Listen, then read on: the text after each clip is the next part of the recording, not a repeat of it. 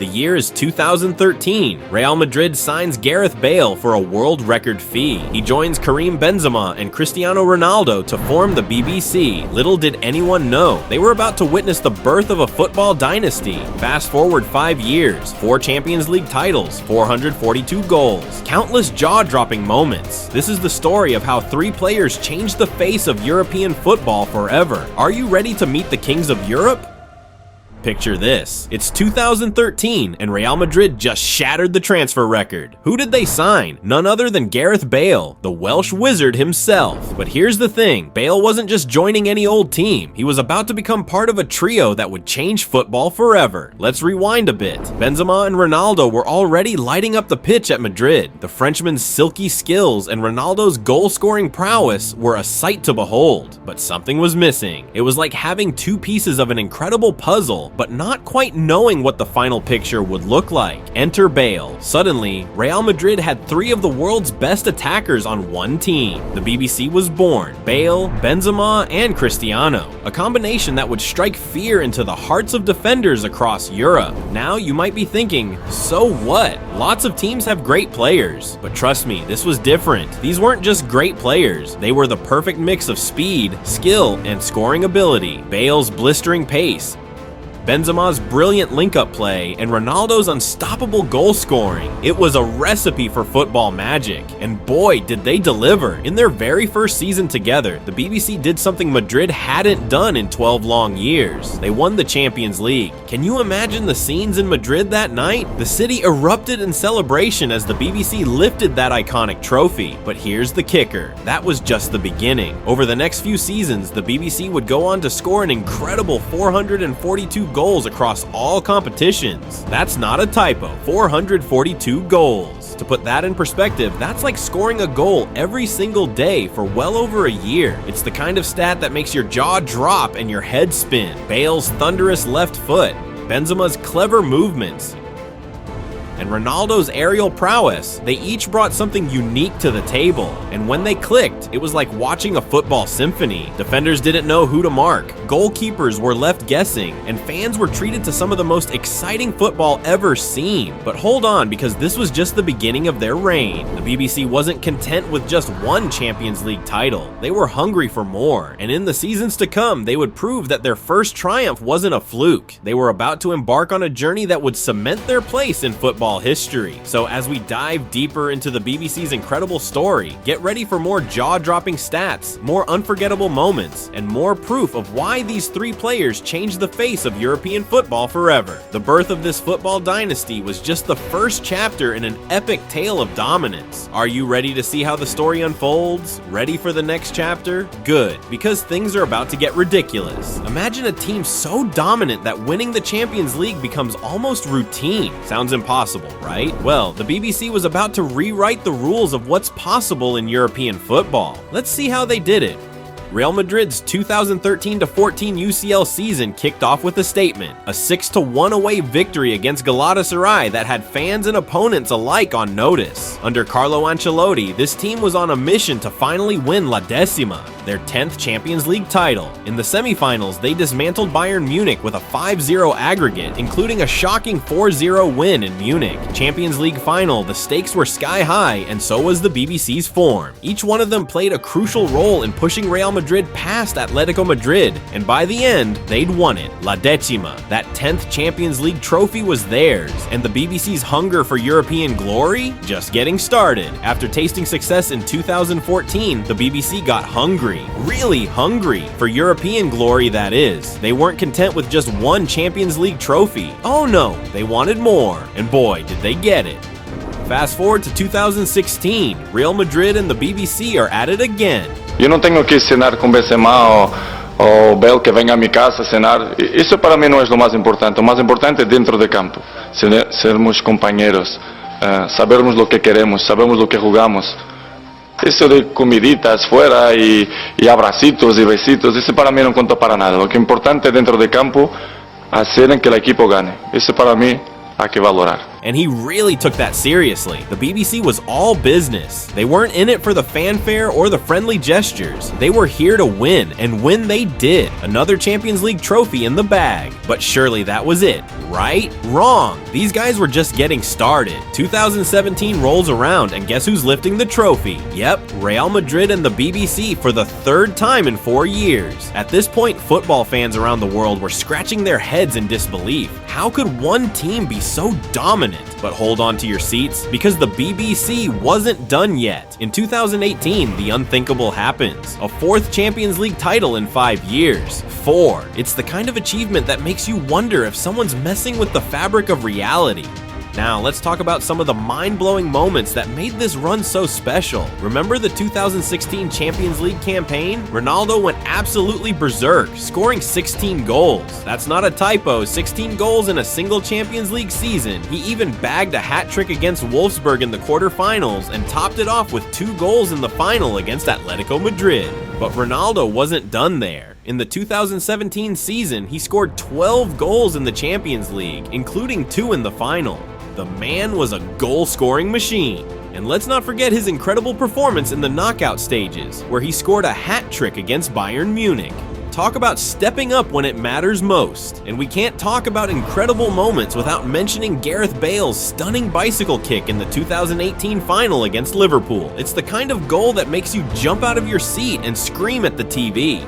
Many people consider it one of the greatest goals in the history of the competition. Can you imagine being there to see it live? Pundits and opponents often talked about how tough it was to face the BBC in European competitions. They weren't just great individually, they were brilliant together, and they always seemed to show up in the biggest moments. So what's the payoff of all this dominance? Well, get this. Real Madrid went from 0 Champions League titles in 12 years to 4 in 5 seasons. Talk about a turnaround. It's like they flipped a switch and suddenly became the kings of Europe. But what made the BBC so special? How did they manage to dominate Europe's top competition for so long? Well, that's what we're going to dive into next. Get ready to uncover the secrets behind one of football's greatest attacking trios. Think you know everything about the BBC?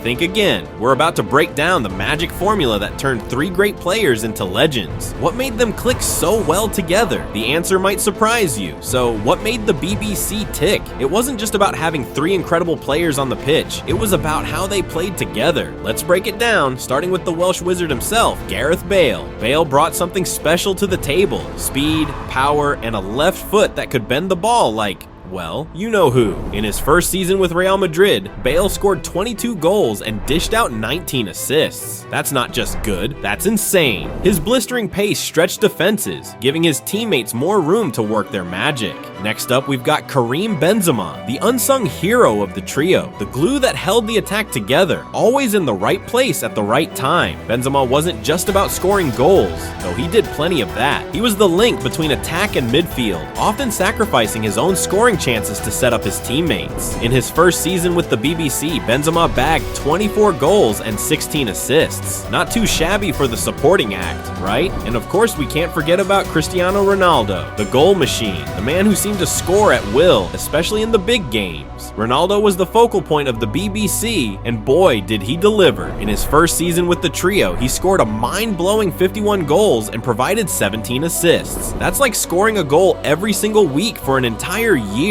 But here's the thing, it wasn't just about their individual skills, it was how they complemented each other. Bale's pace stretched defenses, Benzema's link-up play created space, and Ronaldo, he finished it all off. It was like watching a perfectly choreographed dance, with each player knowing exactly where to be and what to do. The BBC's chemistry was built on their individual strengths rather than fluid teamwork. Each player had a specific role. Bale provided the pace, Benzema offered the link-up play, and Ronaldo was the primary goal scorer. It was this perfect storm of talents that made them so unstoppable. And unstoppable they were. The BBC broke records left and right. But perhaps the most impressive, Ronaldo's 17 goals in a single Champions League campaign during the 2013 to 2014 season. That's not just breaking a record, that's shattering it into a million pieces. The BBC's success wasn't just about the numbers though, it was about their ability to deliver in big matches.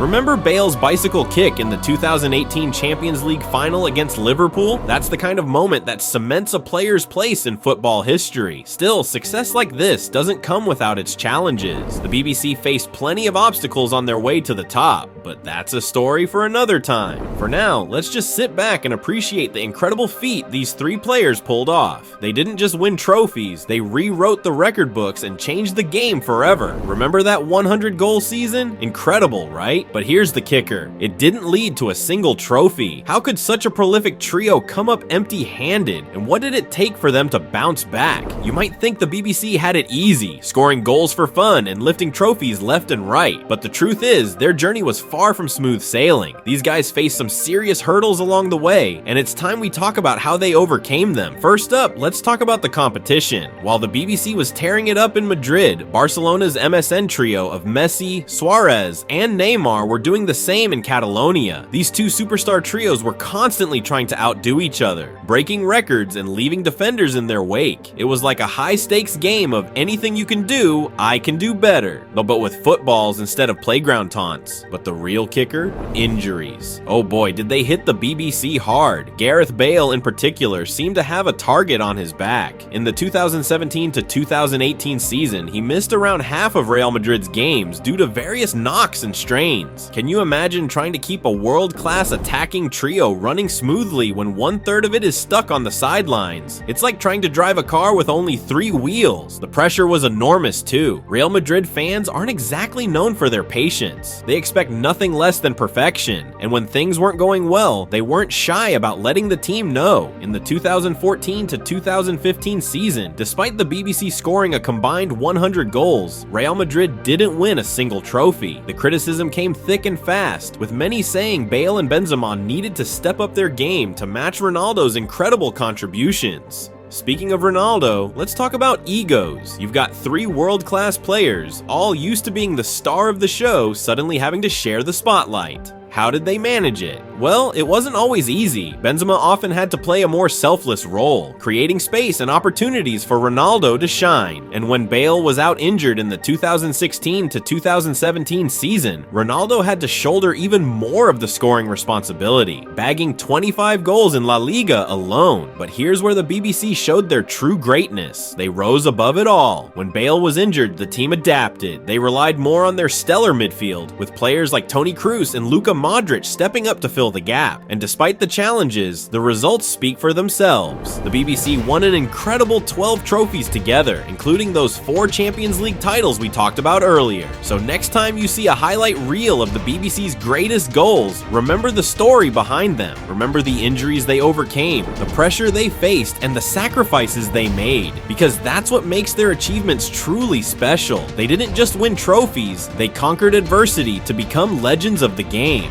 Alright, let's wrap this up with a bang. The BBC didn't just win trophies, they rewrote the football playbook. These guys showed us what happens when you mix world-class talent with a sprinkle of magic. It's like they took Real Madrid, waved a wand, and turned them into the kings of Europe. Next time you're watching a match, take a moment to think about Bale, Benzema, and Cristiano. Remember how they turned a team that was struggling in Europe into the ultimate champions. It's the kind of transformation that makes you believe in football miracles. Will we ever see another trio like the BBC? Who knows? But for now, these 3 stand alone at the top of the football mountain. They've left us with memories that'll last a lifetime and a legacy that'll inspire future generations. Now that's what I call leaving your mark on the beautiful game.